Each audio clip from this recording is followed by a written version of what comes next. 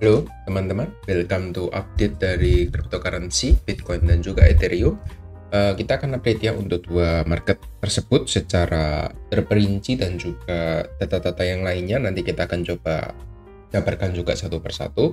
Tapi sebelumnya saya mau info sama teman-teman bahwa semua nanti informasi yang akan kita sampaikan itu hanya merupakan edukasi ya, bukan ajakan beli dan juga jual. Jadi seperti biasa, untuk teman-teman harus lakukan analisa ulang lagi secara mandiri seperti itu ya.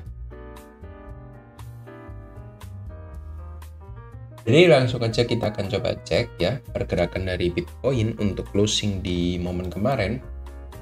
Kita closing dengan candlestick yang kurang begitu jelas ya, membentuk spinning top atau candle ambigu di dalam area candle hammer ya. Jadi kita masih bermain di dalam area hammer, membentuk inside bar dan belum kemana-mana. Jadi menurut saya untuk kita bisa mendapatkan validasi konfirmasi, teman-teman harus perhatikan dua area ini. Apakah kita akan breakdown ataukah kita akan breakout seperti itu ya. Nah memang kita masih dalam area konsolidasi selama beberapa waktu, jadi masih belum jelas untuk arahnya kemana. Tapi di time frame kecil kita bisa melihat ya bahwa pergerakan penurunan yang terjadi ini penurunan yang korektif ya. Nggak bisa dipungkiri penurunan yang korektif. Kita membentuk seperti channel ya.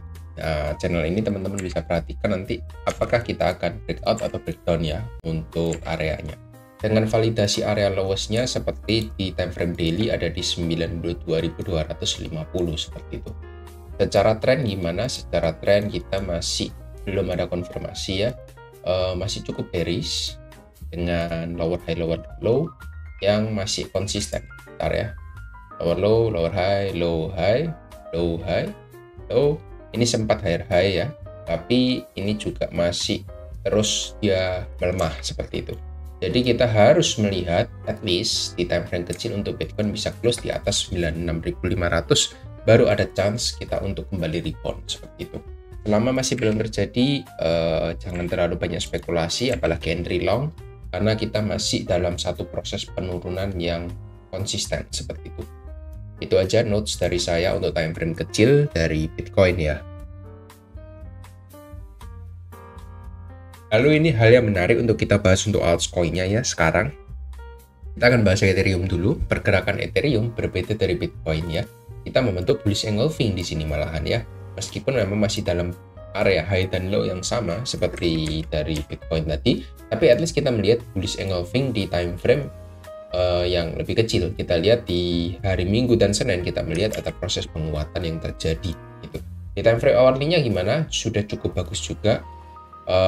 Sudah retest dan juga sudah validasi swing, tinggal kita tunggu di atas ini apakah dia bisa breakout dari 3530 atau 3550 lah ya, bisa menjadi validasi kita. Dan teman-teman bisa perhatikan untuk area lowest-nya jangan sampai dia kembali breakdown di antara area 3217. Jadi teman-teman perhatikan dua area tersebut dan teman-teman sebenarnya bisa manfaatkan untuk trading di time frame kecil seperti ini misalnya. Nah di time frame 15 menit bias kita sih masih buy sampai 3550. Jadi teman-teman bisa coba cari entry misal ya di area order block di bawah ini. Nah kalau dia nanti ada validasi di area time frame kecil 15 menit misalnya, dia membentuk valid swing di area-area tersebut, teman-teman bisa coba entry misalnya ambil long posisi dengan stop loss-nya cukup di bawah 3.300 misalnya, taking profit-nya di atas 3.500. Jadi teman-teman bisa dapat risk to reward yang masih cukup mumpuni untuk saat ini gitu ya. Jadi teman-teman bisa coba cari-cari long berdasarkan time frame besar bias kita. Bias kita sih masih bullish karena kita sudah mendapatkan validasi bullish engulfing di sana. Teman-teman bisa coba cari entry di time frame yang lebih kecil untuk satu hari ke depan seperti itu. Ya, disclaimer on, teman-teman harus kembali analisa ulang karena memang perubahan itu bisa cepat terjadi juga seperti itu ya. Yang membuat saya cukup tertarik dengan altcoin ya, dari Bitcoin dominance-nya sebenarnya. Bitcoin dominance-nya kita sudah memvalidasi untuk area lowest-nya. Jadi lowest ini sudah di breakdown 58% dengan kita closing membentuk engulfing red candle di area 57,75% seperti itu. Kenapa kok sudah validasi? Karena kita sudah mendapatkan area hammer ya di area hari Jumat kemarin. Hari Senin kemarin kita memvalidasi untuk tembus di bawah area lowest-nya. Jadi sebenarnya sudah cukup valid ya, selama Bitcoin dominasinya nanti nggak kembali naik di atas area 59% sih, saya kira trennya masih bisa melanjutkan untuk penurunan seperti itu. Next stopnya ada di 57% ya dalam jangka waktu dekat. Teman-teman bisa coba lihat 57%, di sini ada area support resisten juga. Jadi bisa menjadi area yang cukup krusial juga untuk saat ini ya. Dia juga cukup respect untuk dominansinya dari area support resist yang terjadi selama beberapa waktu terakhir, dan sekarang dia ongoing untuk kembali drop seperti itu. Hopefully dia bisa drop dengan signifikan ya, bahkan membentuk lower low baru di bawah 54-55%, sehingga kita bisa melihat altcoinnya kembali perform dengan sangat bagus seperti itu. Cuma yang jadi notes saya itu bukan dari dominance Bitcoinnya, dari USDT dominance-nya gitu. USDT dominance-nya cenderung untuk stay, dia masih stabil, belum kemana-mana, belum breakout tapi juga belum breakdown. Ini yang masih menjadi PR ya, karena memang kita lihat untuk USDT dominance-nya ini ketika kemarin dia cuma turun sedikit tapi dominance-nya itu turun lumayan banyak, altcoin-nya kena bantu gitu ya. Saya melihat di sini bahwa ada orang yang taking profit di area-area ini ya, tapi mereka swap ke USDT lebih banyak dibandingkan mereka belanja altcoin. Misalnya ada orang yang taking profit 100 juta di Bitcoin, mereka belanja altcoin 30 juta, makanya Bitcoin dominance-nya kan turun ya gitu ya, karena mereka taking profit, mereka belanja di altcoin. Tapi 70 jutanya mereka masih pegang dari altcoin, dari USDT dominance ya, maaf ya, USDT dominance mereka masih pegang, sehingga USDT dominance-nya itu nggak kemana-mana, cenderung steady karena mereka masih pegang dolar gitu, mereka nggak banyak belanja. Itu yang terjadi di market dalam 1-2 hari ke belakang ya. Dominance Bitcoin-nya turun, mereka belanja altcoin, tapi USDT-nya nggak ikut turun, jadi mereka masih lebih banyak belanja Bitcoin. Saya kira sih mereka masih ingin belanja lagi lah, buy on weakness di Bitcoin menurut saya. Mereka nggak langsung belanjakan semua uangnya di altcoin seperti itu. Itu untuk update dari dua market itu. Lalu dari total 3 yang terakhir kita lihat ini ada area order block, dan kita sudah validasi juga engulfing di sana. Tinggal PR-nya dia harus bisa tembus di atas 970 juta dolar untuk total 3 kita untuk bisa kembali mencetak high lagi yang lebih tinggi. Hanya itu aja sih dari pertimbangan saya. Yang lainnya sih enggak banyak, karena memang kita masih bermain di support, cenderung membentuk channel juga seperti ini.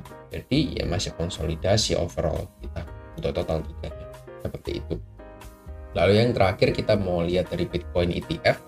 Ya seperti yang sudah saya infokan, memang market lagi di taking profit untuk beberapa waktu ke belakang ya, 19, 20, 23 mungkin untuk liburan mereka taking profit 1 miliar dolar kurang lebih ya. Ya nggak masalah sih, setelah mereka inflow sebegitu banyaknya di bulan Desember, mereka pelan-pelan taking profit gitu ya.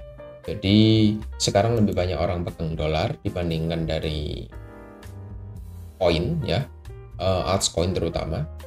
Jadi nggak ada salahnya buat teman-teman untuk hati-hati dulu, jangan terlalu banyak untuk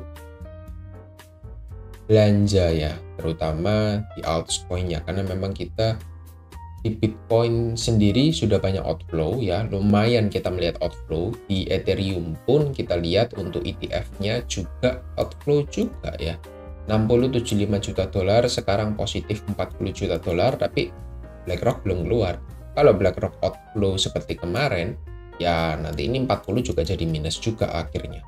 Jadi market lagi banyak di taking profit, sekarang lagi nggak jelas pergerakannya. Better untuk wait and see untuk teman-teman yang konservatif. Kalau yang agresif ya coba cari aja di time frame kecil, mungkin bisa berikan kesempatan entry untuk teman-teman itu ya.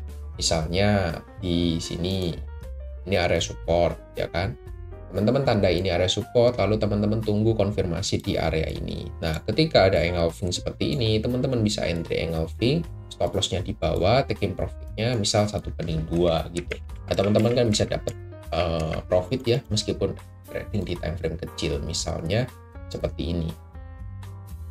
Stop loss-nya teman-teman taruh bawah, taking profit-nya 1/2. Nah teman-teman bisa dapat risk to reward 1/2 atau 1/1,5 juga bisa. Instant risk to reward selama 30 menit dapat. Tapi kalau 1/2 teman-teman harus tunggu, lebih sabar dulu sekitar sekitar beberapa jam baru teman-teman dapat, 2 jam mungkin baru dapat ya. Ya 17 bar kali 15 ya sekitar 4 jam lah ya teman-teman baru dapat untuk Ethereum-nya. Kalau teman-teman 1/2 restore reward. Jadi ya masih oke lah. Ini juga berlaku di momen sekarang. Kalau nanti ada rejection di area-area penting, teman-teman bisa juga follow the trend seperti momen sebelumnya. Seperti itu ya. Kurang lebih itu aja sih dari saya untuk hari ini. Thank you semua yang sudah tonton sampai habis. Nanti mungkin kita akan live streaming di sore hari. Seperti itu. Thank you semua dan bye-bye.